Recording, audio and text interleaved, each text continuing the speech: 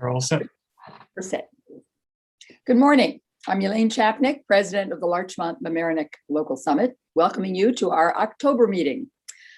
The Ida floodwaters may have receded, but much of the damage and displacement remains. Today, we will hear from our local government about the current state of affairs, what we did right, what we need to do better, and what we've learned about preparation for future disasters. I'll now turn the program over to today's chair, Janet Baer. Janet. Good morning, everyone. My name is Janet Baer. I'm a member of the Summit Board. This morning, I have the pleasure of introducing our three panelists. Each panelist will speak for approximately 12 minutes, and then we will have a Q&A session at the end that Nina, my co-chair, will explain how that will operate. Our first speaker today is Nancy Seligson. She is the supervisor of the town of Marinette and was elected to the board in November of 2011. Prior to becoming the town supervisor, Ms. Seligson served on the town board as a councilwoman beginning in the year 2000.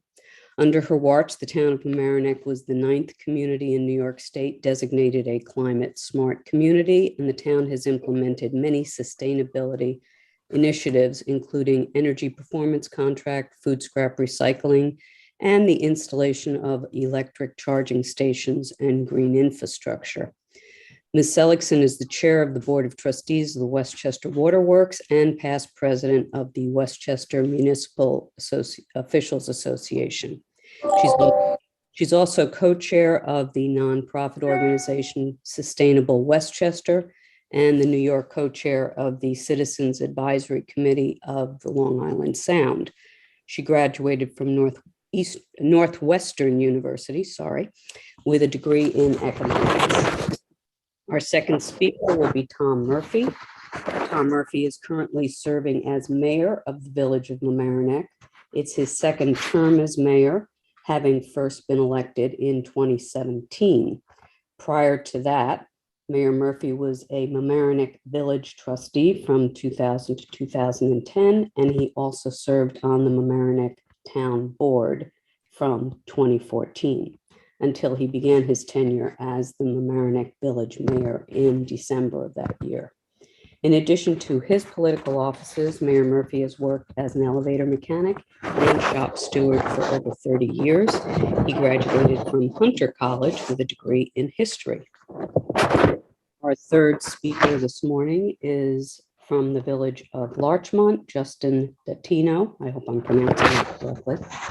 He is the administrator of the Village of Larchmont. He was hired in 2015 as the Village of Larchmont's first paid administrator.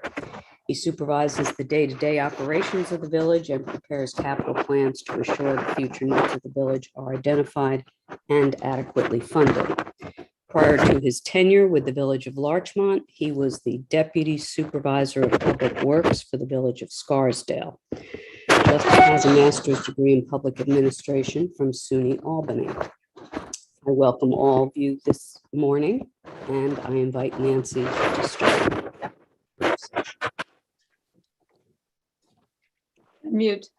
Good morning, everyone. I'd like to ask everyone if they would mute themselves, all the panelists, so that if they're not speaking, because we were just hearing a lot of background noise. Thanks. Thank you, Janet. I didn't know you were going to read the bio, but it's good to be reminded of all those things. Thank you very much. And I'm happy to address the summit as always. I know that today's discussion is the talk about recovery and response to Hurricane Ida, but I thought it would be important to start with recognizing some of the reasons why and how our communities are so affected by flooding, because it affects the Village of Larchmont, the Village of Marinette, and the town of Marinette. And I'd like to just introduce and recognize some of those issues. To start with, we of course know we're a very developed community. We don't have a lot of natural areas for rain to be absorbed. We have a stormwater pipe system that drains stormwater and carries the stormwater from our roads to Long Island Sound, but the system was built about 80 years ago. And it was built to handle storms of a much smaller magnitude than we have experienced recently. I know in the town of Mamaroneck, we can handle 3 to 5 inches of rain if it's over a couple of days, but not in 6 hours. We have built in the floodplain of 2 rivers in our community. There's actually other rivers as well, but the 2 major rivers that run through our communities are the Sheldrake and Mamaroneck rivers. The Sheldrake River has a 23 square mile drainage area. It encompasses Mamaroneck town, New Rochelle, Scarsdale, and a minor portion of White Plains. The drainage area of the Mamaroneck River is 17.5 square miles. The river forms in White Plains and Harrison. It flows 7.5 miles south through Mamaroneck town and village, and it empties into Mamaroneck Harbor into Long Island Sound. So together, the Mamaroneck and Sheldrake River basins contain portions of the village of Mamaroneck, town of Mamaroneck, cities of New Rochelle and White Plains, the towns of Harrison and North Castle, and the village of Scarsdale. All of our communities are at the bottom of that drainage area, which means that all the water that falls on the ground in those areas, meaning rain, if it's not absorbed or taken in on site, it runs into the Sheldrake and Mamaroneck rivers, and that runs downstream to us. So everything that they've built in those areas also contributes to the excess stormwater in our communities. Justin, I just realized I'm not dealing with the rivers that go to the village of Larchmont. Sorry, maybe you will. So I look at it and say, not only have we paved over paradise and built in a floodplain, but we receive all the excess rain and flooding from the drainage areas above us as well. That's the starting point. Then Hurricane Ida hit our community on the night of September 1st. And the rainfall from Hurricane Ida was estimated at 8.5 inches in less than 12 hours. Many residents in the town had terrible flooding and destruction to their homes and businesses. Some residents lost everything in their basements and their first floors. One family living on the brook couldn't find their car the morning after the storm.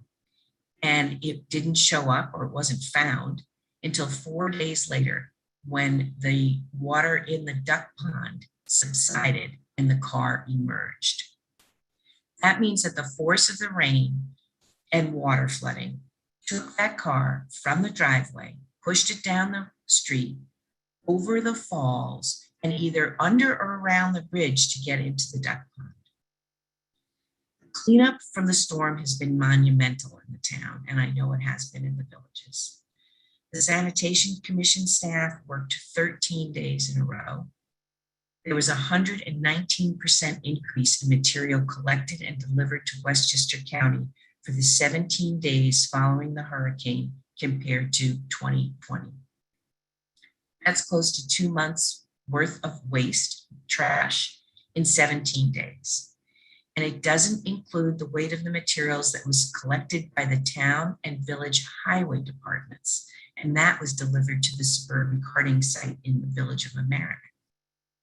The town highway department also worked 13 days in a row, and 4 of those were in the village of Mamaroneck to help pick up debris and flood-soaked household items there, because as bad as it was in the town, it was much worse in the village of Mamaroneck. So it was a Herculean effort to collect all of this material in 17 days. In the town, we have extensive road shoulder washout, curb and pavement damage, exposed sewer pipes, underground settlement, and displaced catch basin castings on many roads. We have culvert and bridge damage, and at this time, we're estimating the damage of approximately $1 million. The Larchmont Reservoir, which is the large body of water in the Sheldrake area, rose to over the spillway area of the dam and came very close to overflowing the dam. The town of Mamaroneck controls the level of the Larchmont Reservoir. We had lowered it to the lowest level actually ever that we have in anticipation of Hurricane Ida, and it still flowed over the spillway area. So recovery is slow, but it's steady. The road shoulder restoration in the town is about 80% complete. There's a lot of road restoration and curb resetting that's going to go out to bid in the next few weeks for several roads.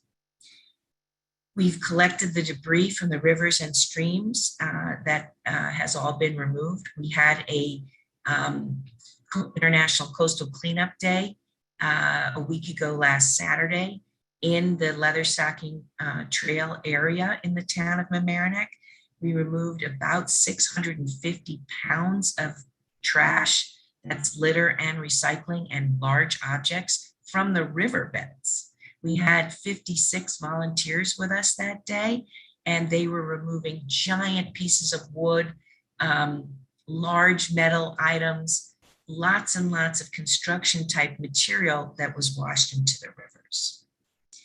We started to clean and clear the tree debris from the conservation areas as well. Catch basin cleaning is almost complete.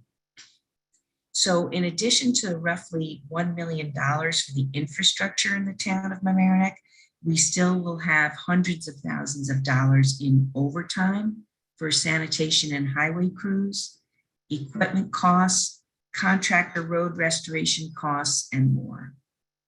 We don't have all of the information compiled yet, but we are working on documenting all of it because it's required by FEMA. And this is submitted to FEMA in the hopes that it will all be reimbursed because, of course, we did declare an emergency in our area and the federal government recognized it as an emergency as well. We don't know at this time whether FEMA will approve all of our submittals, and we don't know when they would reimburse us, but we know that it can take a long time. I mean, it could take up to 2 years for reimbursement. So in the meantime, the communities will have to pay for those, which, you know, kind of float our own recovery and hope that we will be reimbursed for that amount. Our new town administrator, Meredith Robson, is working on scheduling an after action meeting with the staff to review the operational issues and identify where we could make improvements going forward. I know she was tested in her 3rd week on the job with this storm, and I know she was very, very pleased with the effort and dedication and commitment of the staff of the town of Mamaroneck, in the highway department and in the sanitation commission.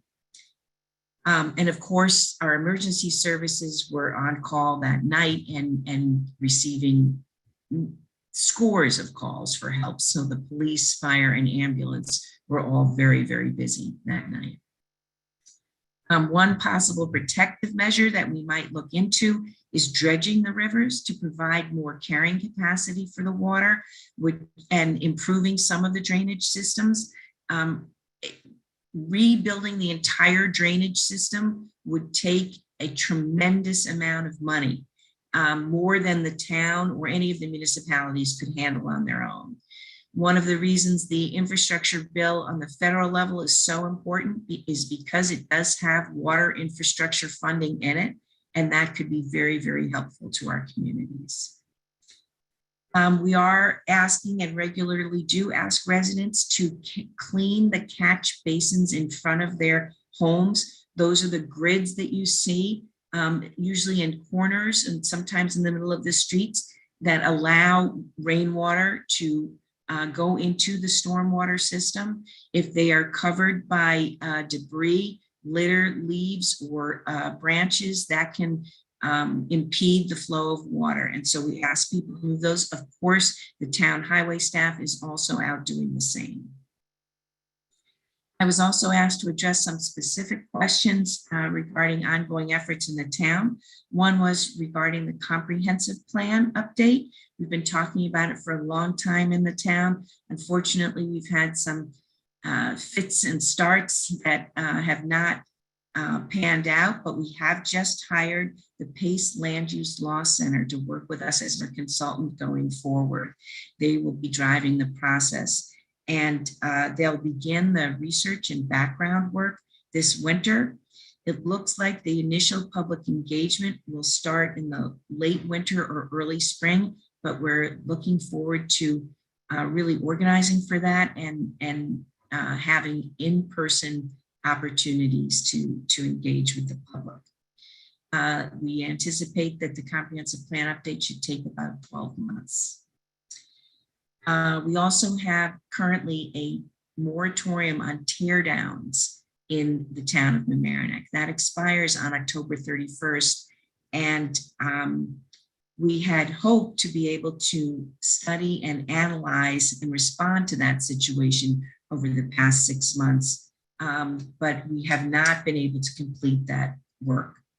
So it will be part of the comprehensive plan review.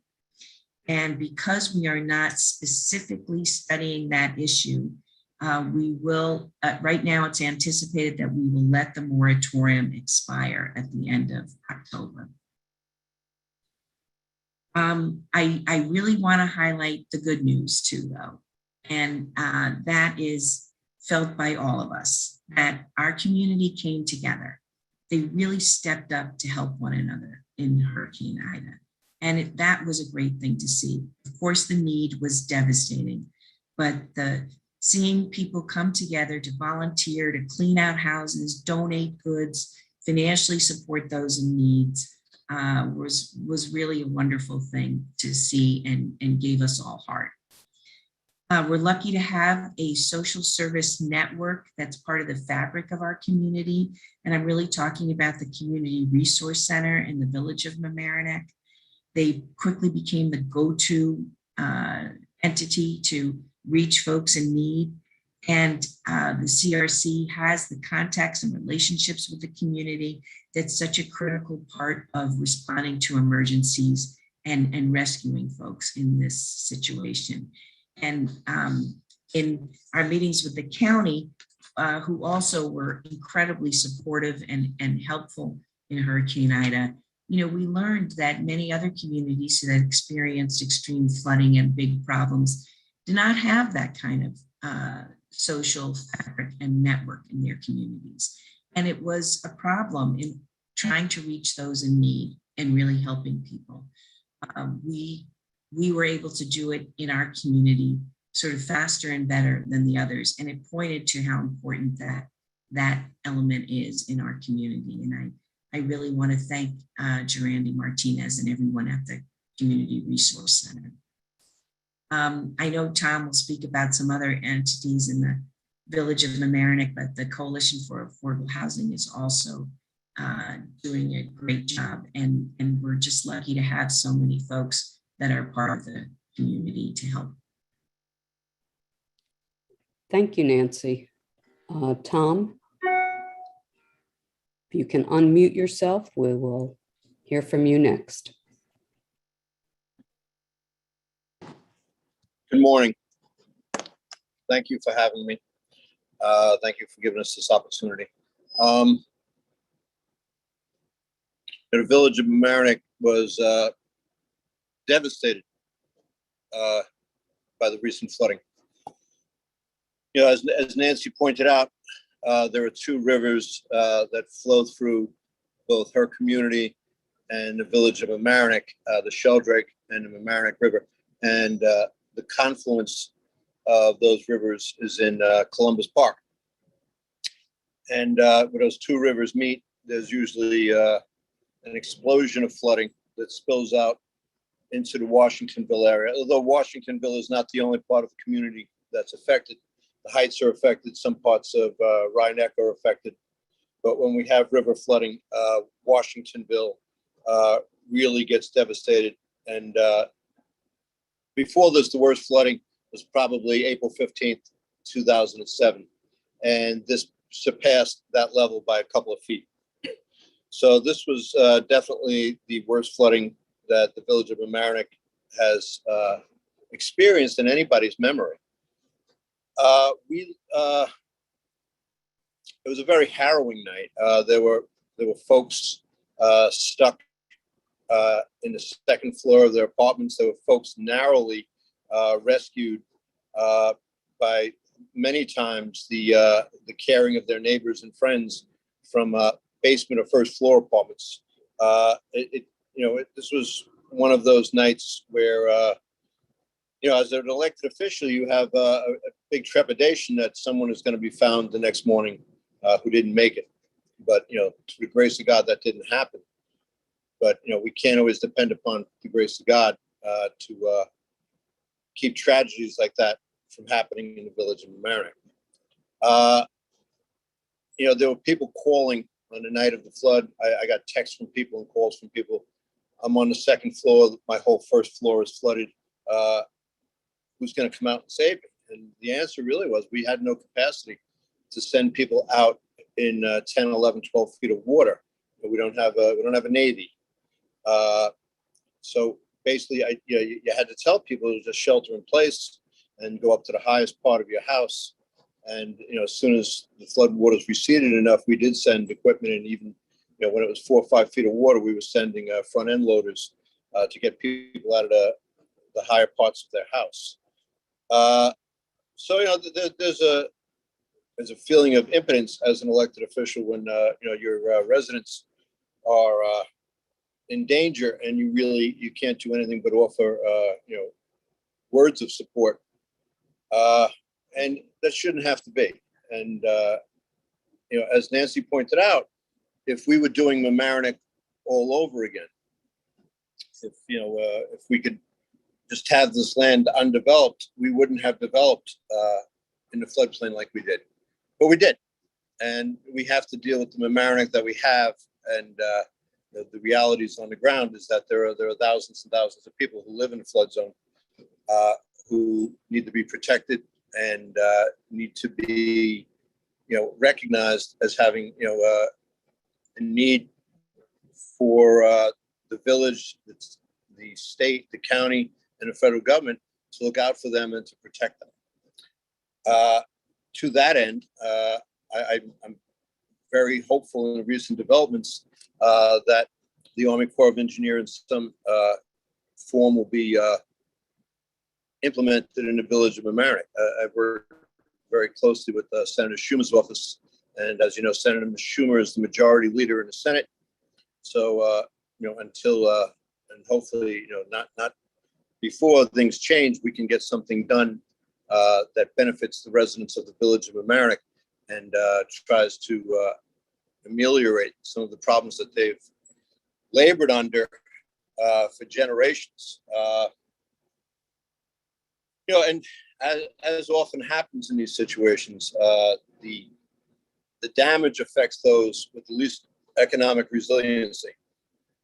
There's a lot of folks in this community, in Mamaroneck, village of Mamaroneck, for whom a flat tire on their car is a major financial dilemma because they're living paycheck to paycheck and they're doing everything they can to try and keep their children in this community to get a good education, to have the opportunity to improve their lives.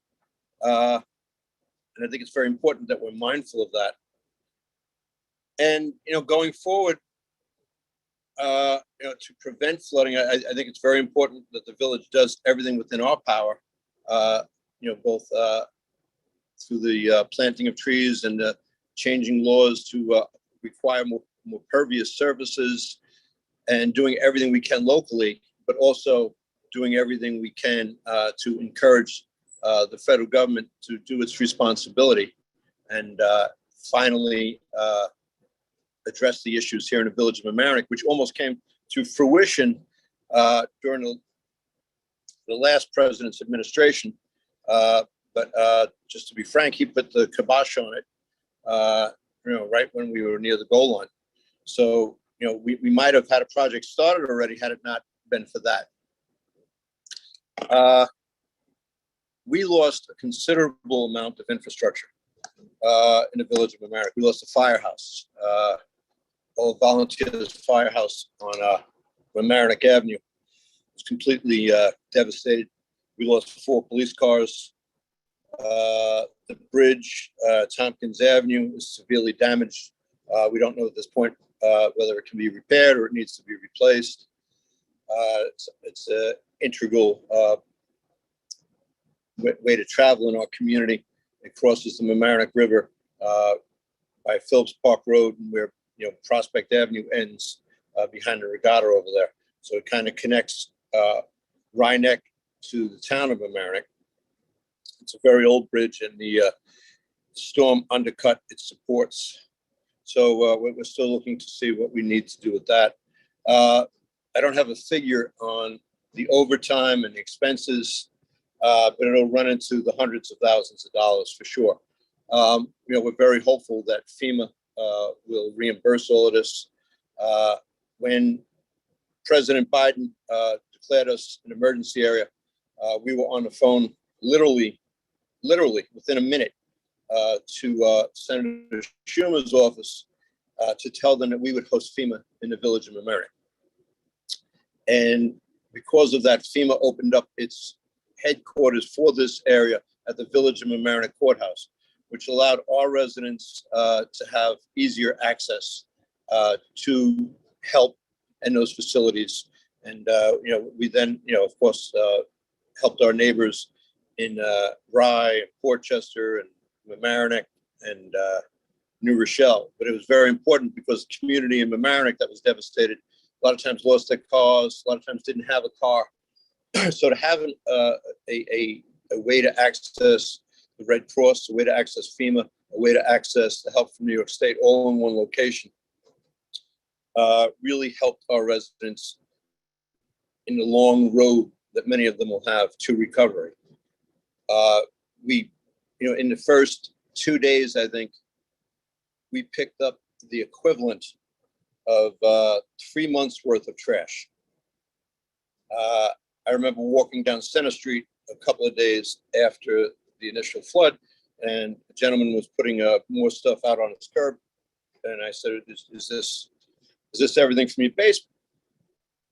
And he said, no, this is the second pile. We have more coming. There'll be more piles after this, but we just didn't want to block up the street. So people were literally throwing out half of their houses because the damage was so extensive. I want to thank our neighbors in the town of Mamaroneck and in the village of Larchmont, who, while devastated themselves, were not as devastated as extensively as the village of Mamaroneck, and offered their help and support and their DPW, and they were really instrumental in helping us recover. I also want to thank Westchester County. Westchester County has been marvelous, both in trying to place the people who are displaced. We still have many families with children in the school system who are displaced, who are living in hotels, who are living in temporary housing. And we want to get them back in our community. We don't want to see people have to go to Orange County to live. We want our residents back in our community at the end of the day. I also want to have a big shout out to the town of Cortland, New York, which is about as far as you can get from the village of Mamaroneck and still be in Westchester County. There was a county call a couple of days after the flood, and Linda Puglisi, who is the supervisor of Cortland, offered, she was very kind, and she said, listen, my community didn't suffer much damage. So, we have a whole DPW ready to go and to help anybody who needs a hand. And in about a nanosecond, I was back on the line, and I said, Linda, I'll take your whole DPW. And she sent her whole DPW down here, equipment and personnel, for about a week. And that was the most generous municipal act I think I've seen in my time in government. She didn't have to do it. She's not running for anything else. She's retiring from her position as town of Cortland supervisor.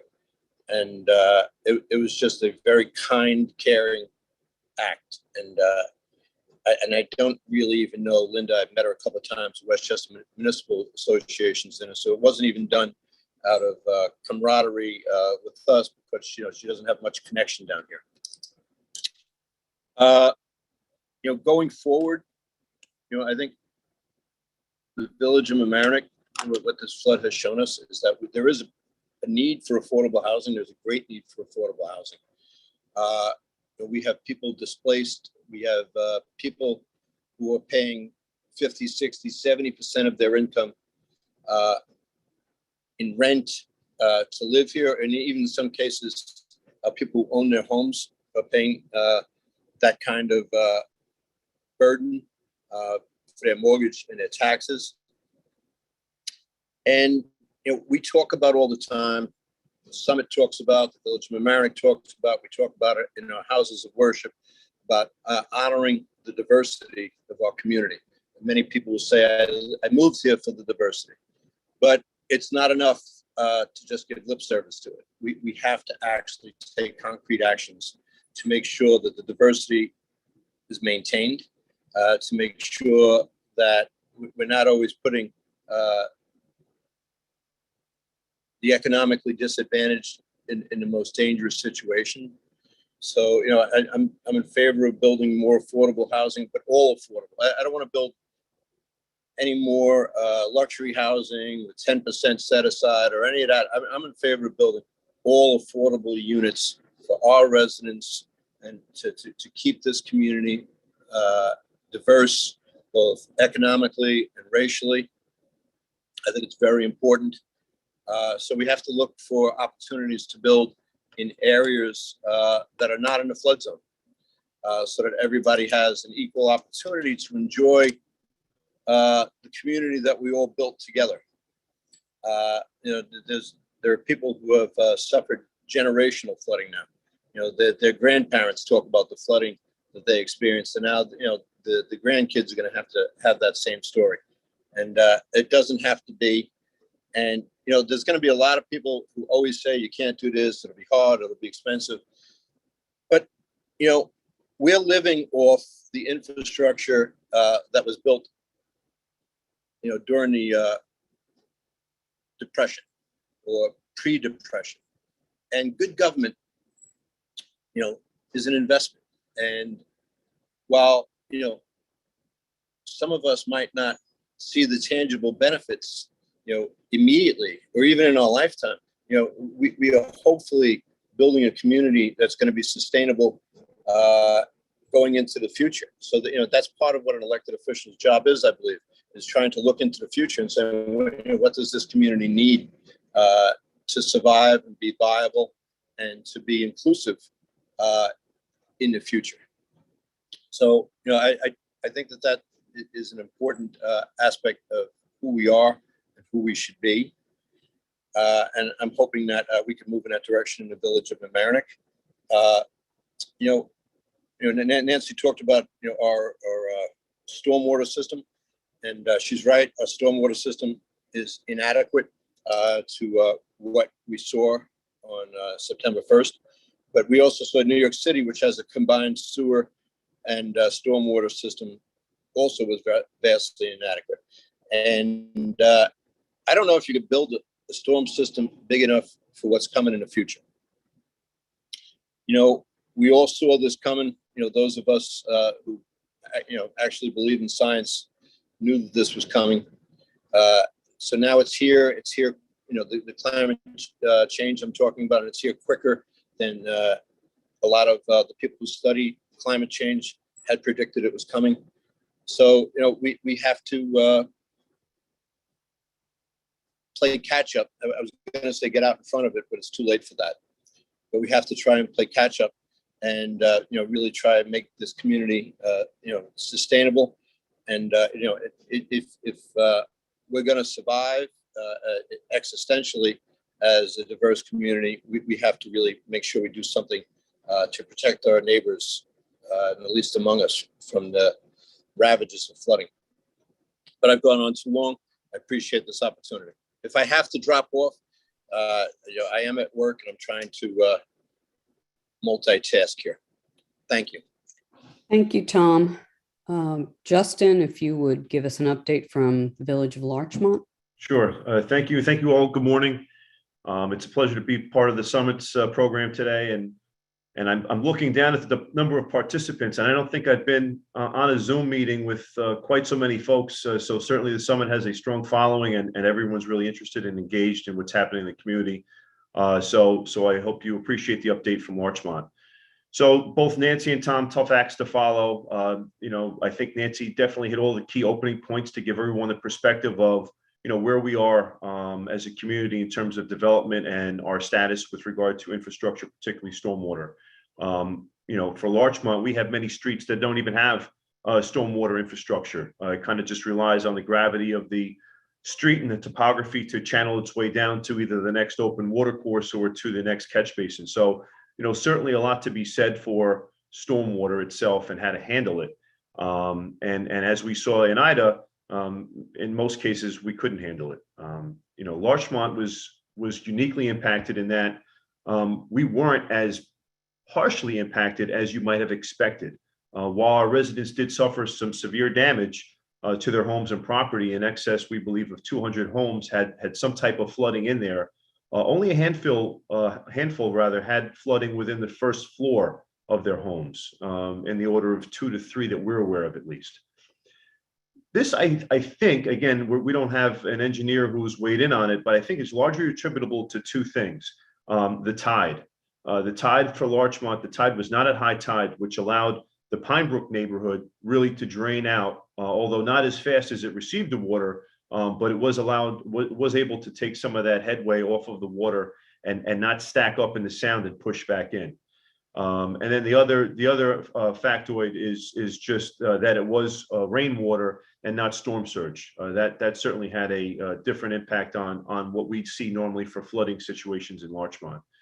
So again, same scenario, 8 inches of rain in less than 16 hours, 12 hours. It was incredible. On the municipal end, we experienced some flooding in Village Hall, and that was due to a down sump pump and generator for a short time that we got restarted. But we also had damage in the library, and one of the larger rooms in the basement really sustained some damage. We don't have a final figure there yet, but that certainly is going to be in excess of $100,000. And again, we're hoping for FEMA because it does not look like the insurance company is going to cover that damage. So pretty devastating there. Library team acted quickly to shore up that building and prevent any further damage. On the initial response, I'd like to say we were as prepared as we could have been, but we all know that we're not. I think the kind of false warning from Henry the week before brought our guard down a notch. And whereas we had done some pre-planning meetings and some strategy meetings ahead of Henry, I don't know that the same detail was poised on Ida. I think we kind of got, I'm trying, my screen keeps getting dark. I'm trying to lighten it up. It looks like I'm leaving in the shadow. We were prepared, again, as I said, but we could have definitely, looking back, and we plan to do an after-action meeting as the town is discussing, just to see where we can even strengthen our response and our preparedness. The fire department responded to over 246 calls for service that evening and into the next morning. And usually our calls are an initial response to assess the situation and maybe disconnects utilities as needed. And then we will come back if requested by the homeowners to assist with pumping out the basements, which we did so by the dozens. And that was, I think, a service that the residents really appreciated. And we're fortunate we're in the position to be able to offer that service. The police department responded on its own to about 65 calls that evening. And the range of calls were, calls for service for a variety of purposes. And I believe we had 12 vehicles stranded. And again, certainly nothing compared to the Village of Mamaroneck. But again, even in Larchmont on Boston Post Road, you had vehicles being submerged in water, which is pretty intense when you think about that road was initially the main artery for the whole Northeast to be impacted by water the way it was. The Department of Public Works, again, as mentioned by Nancy and Tom, continued to work for about 14 days straight after the storm.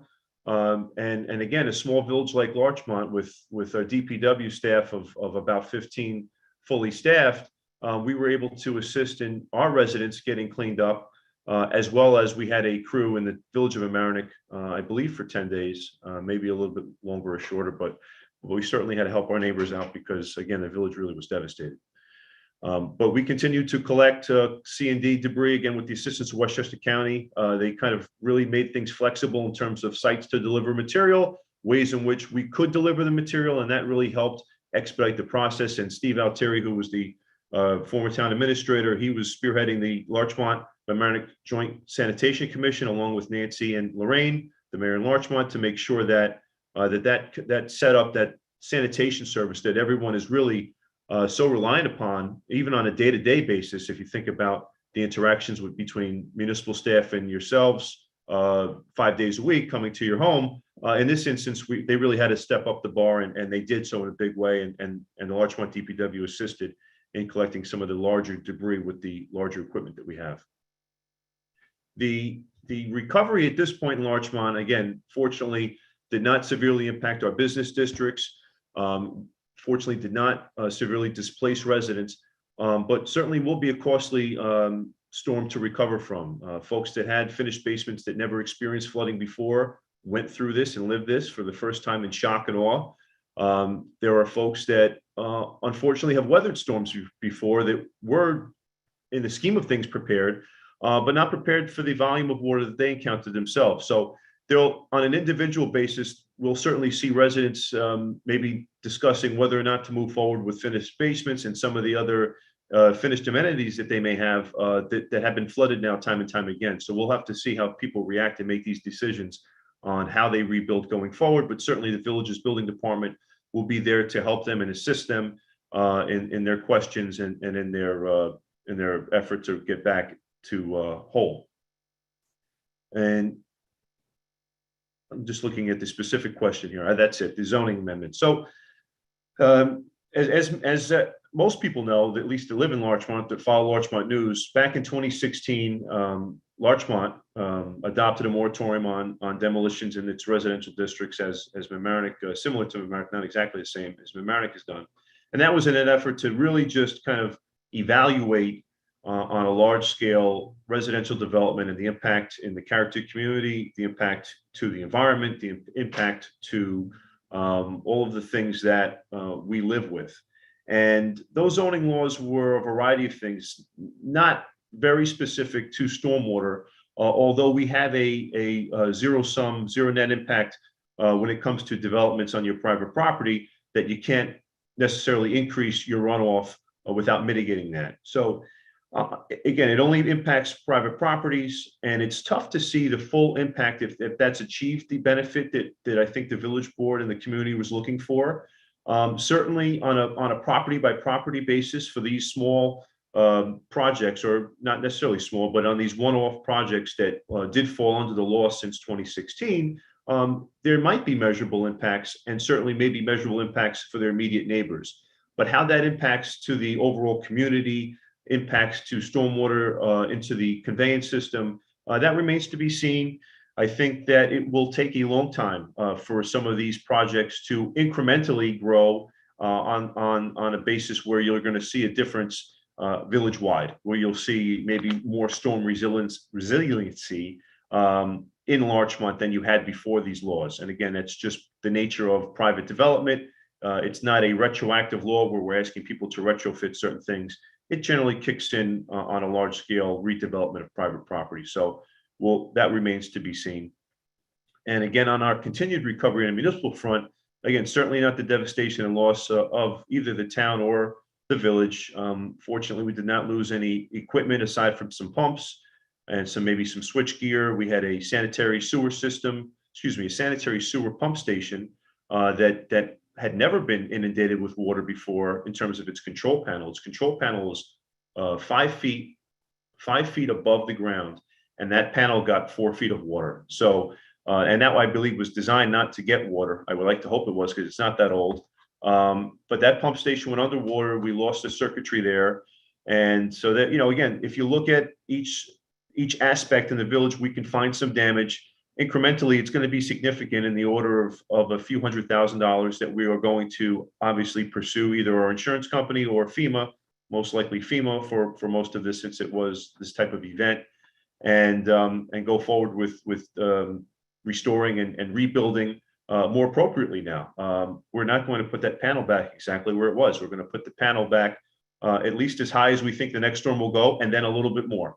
And I think that's the game plan. That's what FEMA recommends for, building in these floodplains that we are now in, is finding what's known as the base flood elevation and going 2 feet above that. And I think for folks that need to rebuild, and I think our property values are such that we can't walk away just because we are in the floodplain, but we have to rebuild back smarter. We have to encourage folks to make sure that when they rebuild, they do so according to these guidelines, and we will get pushback because it's going to be more expensive to do that. But in the long run, it will save them on flood insurance, and it will save them in our future rebuilding because we know that next storm is coming. We just don't know when. I think that covers everything in Larchmont. And I thank you for having me, and I'll be here for questions. Thank you. Thank you, Justin. Nina, if you want to explain how the Q&A session Sure. will work. Sure, thank you. And good morning, everyone. This is the Q&A portion of our program. We would ask, we're actually going to handle it with Sean from LMC Media. But before we turn over questions to the audience, we will have 1 or 2 questions that came up from the Summit Board itself. The process, though, for asking questions is there is an icon at the bottom of your screen, says raise hand. You press your icon and your hand will be raised. And then Sean, who is in charge of controls, our control master, he will respond to those in the order in which the questions are received. What we would ask is that you identify yourself by name. And we also would like you to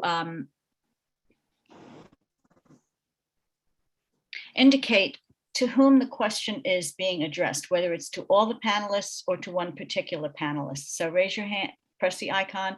When you're called upon, you'll be unmuted and Sean will enable you to speak. And then you can tell us who you want to speak to after you identify yourself. Before we start that, though, there are 2 questions that we have as a Summit Board. The first one is specifically for Tom Murphy. And Tom, prior to asking you to speak today, we did send some questions to you, and we would like you just to see if you could touch more specifically on those questions. One was what is the status of there was some changes suggested at one point in time to the comprehensive plan for the Village of Marinette. What is the status of those changes? And are you looking at making any revisions to the plan proposed by the Army Corps of Engineers, so that, in light of the fact that this was such a traumatic storm, what do you see as changes that should be made either comprehensively for the village's planning and also to any plan that comes that is devised by the Army Corps of Engineers? So we would really appreciate your addressing those 2 issues. And I think that covers the questions mostly from the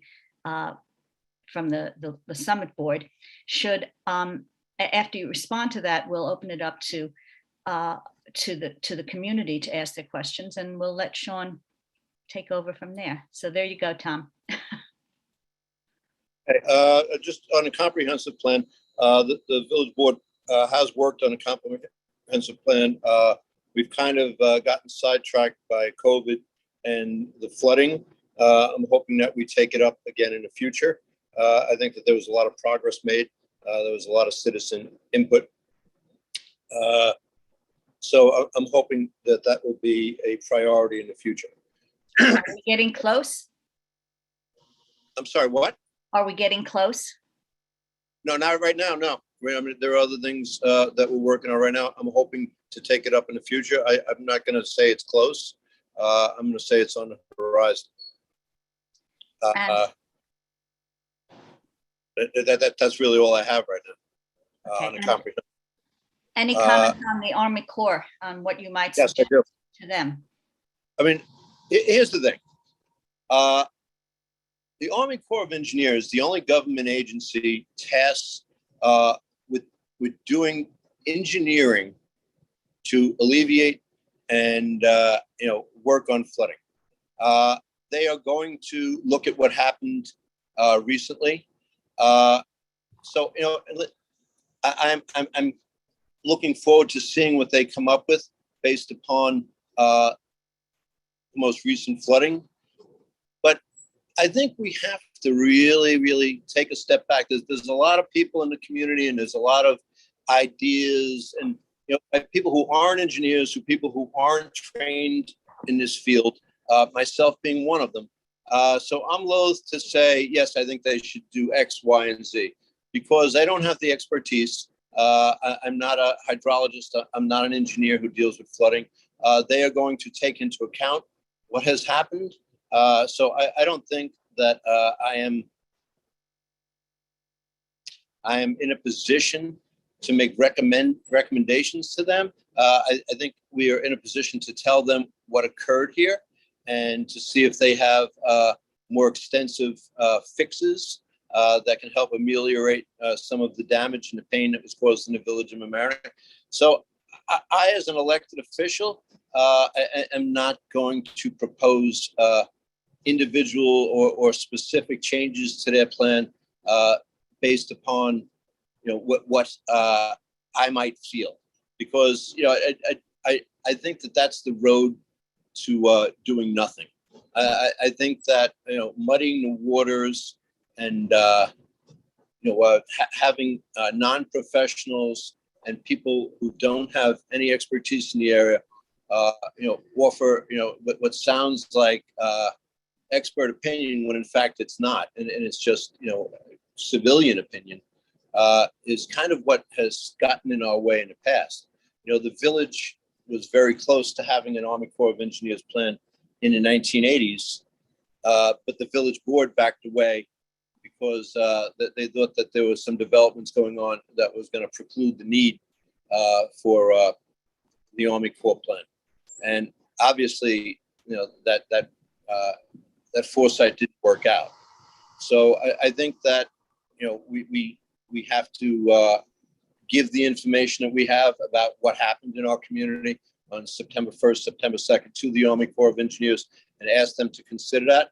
But I think it's a dangerous road for elected officials to be advocating one change or another without looking at the totality of the plan and how it all fits together. Because there's a cost-benefit ratio that has to be considered too, that the Army Corps has to take into account when they go to the Office of Management and Budget. So that's really my answer to that. I wish I could tell you with more specifics about what I think should happen, but I'm trying to be responsible here. Thank you. I'm going to turn this over to Sean to respond to people who have raised their hands, but I would just ask Sean to note that we have a question that's come in from Steve Otis, our representative, and we would ask you to address that question to the entire group of panelists. Sure, I'll read that first. So from Steve Otis, we have, for each community, what is the current cost estimate for damage to municipal infrastructure, and what additional work is needed to further update or estimate those costs? I said earlier in my remarks for the town that it's currently estimated at $1 million. However, it's possible that one of our fire trucks might be included in that because it was inundated, and in that case, it would increase it quite a bit. And that does not include the equipment, the contractors, the overtime. So there is still a lot of work that needs to be done to calculate those additional costs. The $1 million was just for the roads and bridges and catch basins. The last estimate of the Village of Mamaroneck was in excess of $12 million. But I assume that that's going to grow because there's other equipment that was affected by the flood that is now failing. So $12 million is the last I heard, but I think that'll be amended. Larchmont, That's just in municipal infrastructure. Yeah. in Larchmont, we're looking at a range between 350 and 500,000. We're still going to have a culvert, a larger culvert, evaluated by an engineer to see if that was negatively impacted. But at that point, the 350 includes damage to the library, village hall, the sanitary sewer pump station, and some other equipment that we lost. Moving on to the hands. First up, we have Darren Ross. Hi, my name is Darren Ross. I live in the village of Larchmont, so this question is directed mostly towards Village Administrator Dattino. I'd like to first commend all three municipalities for their excellent response. I mean, I really, as someone who had some flood damage, it really felt good just how all the response and how quickly everything, occurred. So that was definitely a very positive experience out of all this. My question really is, I know since 2006, since the flooding then, or maybe even before that, there's been a number of studies that have been conducted that my guess is not a lot of people are aware of. And they were concentrated on a smaller area of the Pine Brook neighborhood prior, but now I think a lot of people see a lot more urgency for this to, happen on a larger scale. So I'm kind of curious, where we stand in some of those studies and, what sort of future plans the village is taking to kind of mitigate some of this from occurring, because it's been happening for a very long time. Sure, Darren, you're correct. There was a pretty large, extensive study done on the Pine Brook drainage basin in the early to mid 2000s. And as you know, the Pine Brook drainage basin is about 750 acres. So in itself, it's larger than the village. And in most of that area is up into New Rochelle. So Larchmont is the receiving end downstream, as we refer to it, of a drainage basin is much larger than the village, of which the village has no land use control or no really authority to put forward any projects outside of our own village boundaries. With that said, we were looking at projects that if funded through the Westchester County Stormwater Act, might be intermunicipal in nature and potentially include New Rochelle, if possible. And we had looked at things like Beachmont Lake and maybe things that could be done up there to improve some stormwater retention capacity upstream so that we didn't have to receive it all immediately downstream. That did not play out the way we thought initially it could, because just of timing. New Rochelle had a project shovel ready. They went through, they removed 10,000 cubic yards of material out of Beachmont Lake. And they've completed that project. In the scheme of things, though, even the engineers now look at that lake as not a large body of water, not necessarily something that could accommodate much in the way of stormwater retention. So fast forward, what are we doing? We realized that there might be projects we can do to improve what we call the nuisance storms that cause street, yard, and some property flooding. But we also realize, I think, to a large extent, that nothing that the village has the ability to undertake or finance or fund would stop this type of storm. This type of storm in a 100-year floodplain is going to flood structures to whatever height that water reaches, and that's a tricky one to deal with, and we're not going to be able to deal with that. We do have some grant money from the state. We do have a green light from the county to further pursue some efforts. So we plan on revisiting some modeling in the Pine Brook to see Pine Brook Basin to see what, if any, projects we can do to mitigate some of these smaller storms that really are more of a nuisance, but not just a nuisance, because they do cause damage, right? People's cars get flooded, people's property, if they don't tend to it right away, gets damaged. But unfortunately, I don't think there's any engineer I've spoken to that said, yeah, Justin, if we did X, Y, or Z, man, we're going to make this area bulletproof and it's never going to flood again. That's just not going to happen. Thank you. Next up from the hands, we have Larry Thal. Okay, thank you. This is an excellent program. It's so highly informative, and I want to thank all our municipal leaders. I have a question on the area of water management for all panelists. I believe that Nancy began to address this, but is there a unified approach to tree planting and tree removal, both on municipal properties and also on private properties, whereby, we know that trees can help mitigate water destruction and can absorb some of that. Have those environmental folks, are they at the table in all these discussions? Thank you. Hi, Larry. Thanks for that question. Each municipality has its own laws, policies, and regulations regarding trees as it falls under land use. And each municipality has its own, controls its own land use legislation. So in the town of Mamaroneck, we do have a tree law, but it only applies to those properties that are half an acre or larger, which means that if you were to want to remove a tree, if you live in a property that's half an acre or larger, you need to get a permit from the town of Mamaroneck, which is a review of why you're removing that tree. If you live on a property of less than half an acre, which is of course most properties in the town of Mamaroneck, you do not need a permit to remove a tree.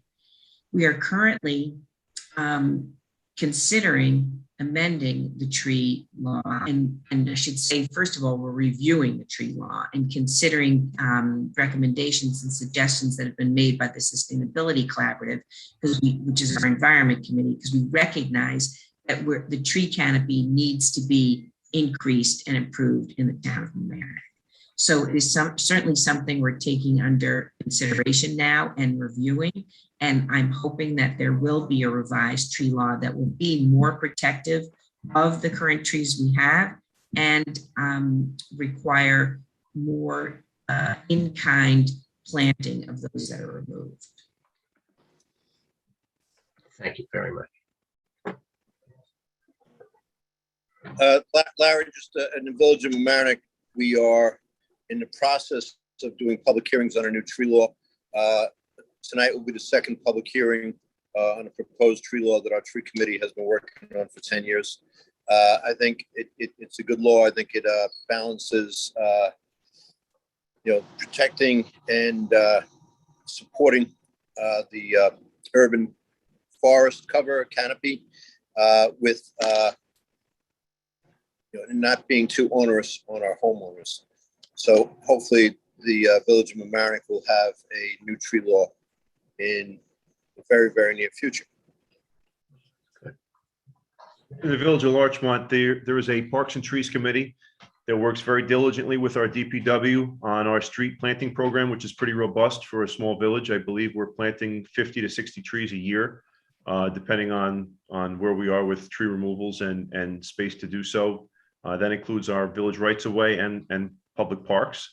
On the private side, we have a very unique law where there's a pretty low threshold for projects to go before the planning board. And on these residential projects to go before the planning board, things such as landscaping is generally addressed. And the planning board has been very good about encouraging tree planting, both for aesthetic purposes, but also for other environmental benefits. And we tend to see that on the private residential projects that go before the planning board. Excellent. Excellent. Thank you all. I don't see any other hands at this time. I think that this will bring our meeting to an end. We're at about the 1 hour mark. Elaine, if you want to just close us out, and we thank the panelists for their time and attention to all things water related. I want to thank you, Janet and Nina. I also want to thank all of the panelists who made an outstanding presentation this morning, very informative. And also thank Sean, our LMC media person on the job and our co-host for this morning. I also want to invite everybody to attend our next meeting, which is on November 9th, where we will explore issues related to the Delta virus. So I thank you all for coming. And again, thanks everyone for your presentations and your presence. See you next month. Thank you. Thank you. Bye.